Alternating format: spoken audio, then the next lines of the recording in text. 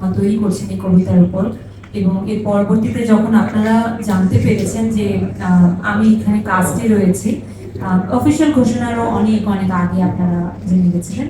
তো তখন আসলে আপনারাই আমাকে আম, আহ, আহ, সেভাবে লিখছিলেন বা আপনাদের নিউজে আসছিল যে নাম ভূমিকায় অভিনয় করছেন মাসুমা রহমান নাবিলা।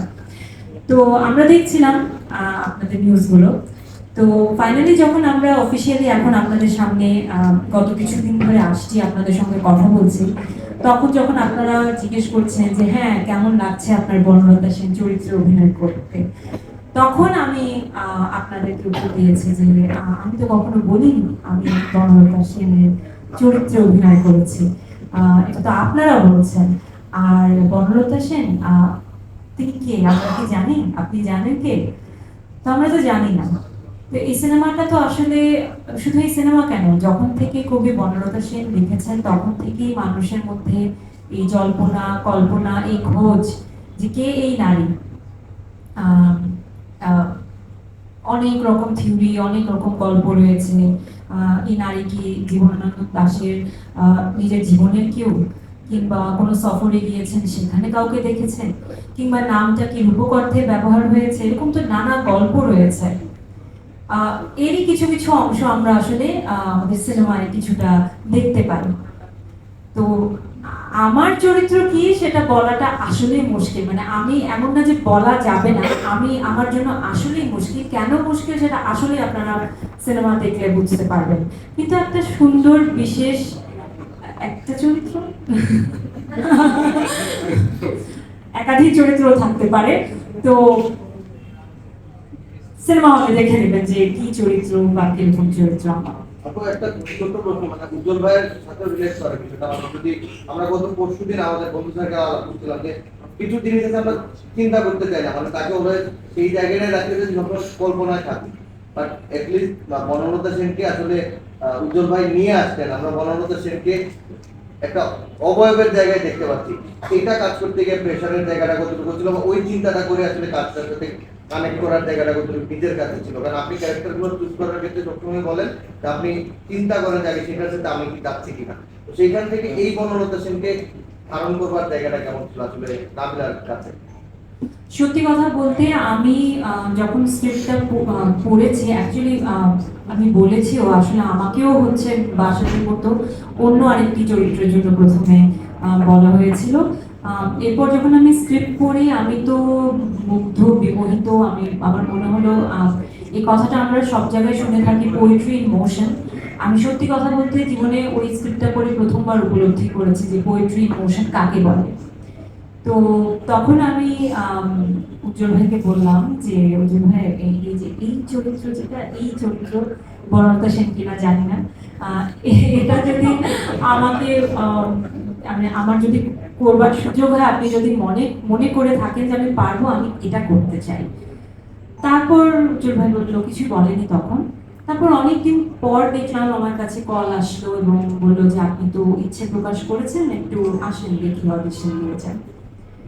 তো আমাকে একরকম করে কস্টিউম পরে আসতে বলা হলো, একরকম সাজ এসেই বোধহয় করেছিলাম, একরকম মেকআপ দেওয়া হলো, স্ক্রিপ্ট দেওয়া হলো। এবং বিশ্বাস করেন আমার যখন আপনারা দেখবেন সবচেয়ে কঠিন যে সিকোয়েন্সটি, সেটি আমাকে ওই সংলাপগুলোই আমাকে বা ওই সিকোয়েন্সটাই দেওয়া হয়েছিল অডিশনের জন্য সেই সময়। যাই হোক, তো এরকম আমি এখন বলতে গিয়ে আমার মনে পড়ছে, তো আমি ভয় পাচ্ছি, কারণ এত ভয়ঙ্কর ছিল মানে ওই সময় আমার অডিশন দেওয়াটা। তো একবার নয়, দুইবার নয়, আমি তিনবার অডিশন, তিনবার। কেন তিনবার দিয়েছিলাম আমি ভুলে গেছি। মানে উজ্জ্বল ভাই বলতে পারে ভালো আরো মেকশিওর করার জন্য, পাশ দিয়ে বলছে তিনবার অডিশন দিয়েছি আমি। এই তো এরপর উজ্জ্বল ভাই বলল যে আমি আপনাকে এত কঠিন চরিত্র দিয়েছি বা অডিশনের জন্য বলেছি যে এটাতে যদি আমার মনে হয় আপনি কোনো রকম উতরে যাচ্ছেন বা আপনার কোথাও পৌঁছাচ্ছেন, তাহলে বাকি সিনগুলো আপনাকে দিয়ে হয়ে যাবে। তো এভাবেই আসলে 3 নম্বর অডিশনের পর আমি জানতে পারি যে আমি আমার এই চরিত্রটি করছি। আর অবশ্যই চ্যালেঞ্জের। আপনি যেটা বলছেন যে কল্পনা সবার মধ্যেই, সাহিত্য বা কবিতা এমন একটি জিনিস, এটা তো আসলে পাঠকের উপর নির্ভর করে যে সে সেটাকে কিভাবে ইন্টারপ্রেট করবে। তার কল্পনার জগতে সে নিজের মতো করে অনেক দৃশ্য দেখতে পায়। সবার জন্যই সেই দৃশ্যগুলো আলাদা। কিন্তু আপনারা বনলতা সেনে যে বনলতাকে যদি আপনারা আদৌ দেখতে পান, সেটা আসলে আমাদের নির্মাতা মাসুদ হাসান উজ্জ্বলের কল্পনা। সো তিনি তার কল্পনায় যেভাবে দেখেছেন সেই কল্পনাটাকে আপনাদের সামনে তুলে ধরেছেন। সেটা আপনাদের কল্পনার সঙ্গে মিলতেও পারে, নাও মিলতে পারে। আমার মনে হয় উজ্জ্বল ভাই শুধু চেয়েছেন তার কল্পনাকে আপনাদের সামনে উপস্থাপন করতে। তো চাপ তো অবশ্যই ছিল।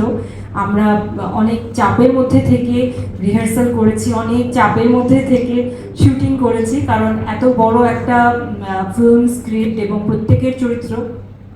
আমরা যখন সিনেমা দেখছিলাম তখন আমরা গল্প করছিলাম পরে, সিনেমা দেখার পরে, যে আচ্ছা আমরা শুটিংয়ের টাইমে কোনো ছবি তুলিনি বা নিজেরা একটু আড্ডা দিইনি, আলাপ করিনি। এতটাই চাপ ছিল আমাদের উপর। সারাক্ষণ আমরা সিন সিকোয়েন্স, আমাদের সংলাপ এটার ভেতরেই ছিলাম। সো অবশ্যই চাপ ছিল। আমার মনে হয় আমি আপনার প্রশ্নের উত্তর ঠিকঠাক দিতে পেরেছি। সংলাপের প্রেসারের যন্ত্রণায় সব ভুলে গেছিলাম আমরা। আমি একটা ব্যাপার বলতে চাই যে একটা কথা ছিল যে বনলতা সেনকে আমরা এভাবেই দেখবো, যেটা হচ্ছে মাসুদ হাসান উজ্জ্বল ভাইয়ের কল্পনা। এখানে আমি একটু অপোজ করছি যে বনলতা সেনকে নিয়ে আমাদের যত প্রশ্ন, আমাদের যত কল্পনা সেই সব ব্যাপার তো আসছেই, এবং উজ্জ্বল ভাইয়ের ব্যাপারগুলো আসছে, মানে নিয়ে আসছেন কিছু প্রশ্ন। তো এই সব মিলিয়ে আমার মনে হয় যে বনলতা সেন মানে পড়তে গিয়ে আমরা কিন্তু ভাবি যে কে বনলতা সেন এবং নানাভাবে ভাবি। তো এই নানাভাবে ভাবনাও আসছে, এবং উজ্জ্বল ভাই একটা ব্যাখ্যা আছে। আমাদের এই ছোট ভাই বলছে যে প্রত্যেক পুরুষের কাছে তার বউ বনলতা সেন কতটা প্রিয় মানুষ। সেখানে আমরা আসলে মাসুদ হাসান উজ্জ্বল ভাইয়ের বনলতা সেনকে দেখছি। কিন্তু বনলতা সেন যে আদৌ নারী কিনা সেটা বিষয়ে আমাদের কনফিউশন আছে, বিকজ অফ উজ্জ্বল ভাই যে সিনেমাটা বানিয়েছেন, ওই যে বাসার মধ্যে বলতে হচ্ছে, সেটা হচ্ছে যে একটা তো আমাদের ইমাজিনেশন ছিল, সেই জায়গা থেকে বনলতা সেন বা জীবন্ত দাস কি চিন্তা করে সেটা লিখেছেন সেটা তো আছেই। এই সিনেমাটা দেখার পর আবার নতুন ধরনের প্রশ্ন তৈরি হবে।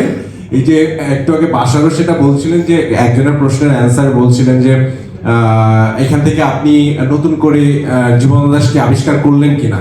আসলে আমরা সিনেমাটা করার সময় আমরা যেই জীবন্ত দাসকে দেখে আমরা বা চিন্তা করে যেই জায়গা থেকে করেছি, আমরা করার পরে নতুন করে আসলে জীবন্ত দাসকে নিয়ে ভাবছি। লিটারালি আমি মনে করি এই সিনেমাটা সেই প্রশ্নের উত্তর তৈরি করবে দর্শকের মাঝে। যেই ইমাজিনেশন ওয়ার্ল্ড তার কবিতার মাধ্যমে জীবন্ত দাসকে আপনারা চেনেন, এই সিনেমাটার মাধ্যমে আমরা জীবন্ত দাসকে আবার নতুনভাবে নতুন করে আবিষ্কার করব থ্রু দ্য মাসুদ হাসান উজ্জ্বলের ডিরেক্টরিয়াল ভিশন থেকে।